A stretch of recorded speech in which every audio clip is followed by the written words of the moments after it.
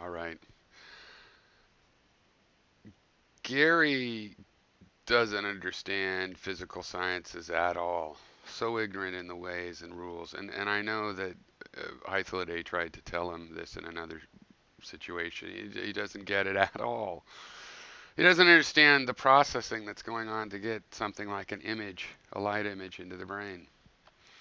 Um, this phenomena of the tube is interesting that Gary showed, and it's Gary's innocent curiosities at play, and that's nice. Um, but I sent him this. He wasn't thankful, of course. Still bitched about it, right? And but whatever. Like I didn't expect differently. But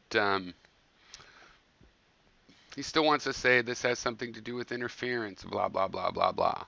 This is ray optics. This can be done where you draw the lines like Hythloday showed you with straight path lines. Gary's saying this explains where the rings are. So in this diagram, here's your eye at point P. And so probably the tube wouldn't extend right up there actually, right? The tube would be here, your eye would be a little bit ways back. But whatever, you stick your face right up into the tube in this case. And what it shows is where the bright rings are is where things bounce, right? So here's the light. Here's an angle where it bounces straight to point P. So this angle over here on this side, if you can see my mouse.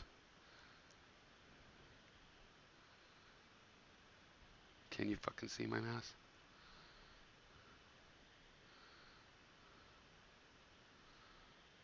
No, because it's in the wrong fucking place. Here's the point I'm talking about.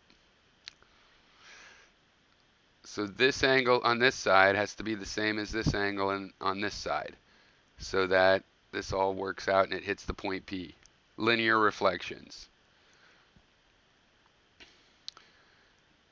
And here's one where it bounces twice, ding, ding, and hits the point P. And then this one is 3, bing. Now there's only a few places where with the straight reflection it's going to hit the point P.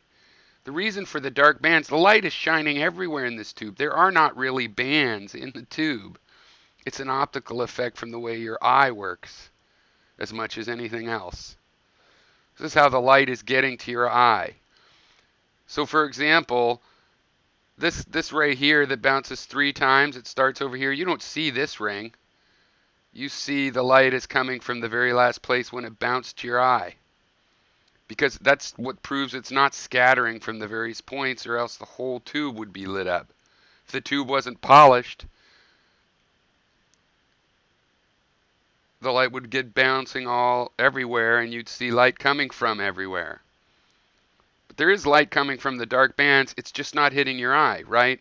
So imagine if right here the light coming really steep down. It would bounce up, ding, ding, ding, and it bounces all. And when it hits here, it goes ding, down here, ding, and it never hits the eye. It hits your chin. So you don't see that light, so it looks dark there because none of the light from there is going to where you put your eye.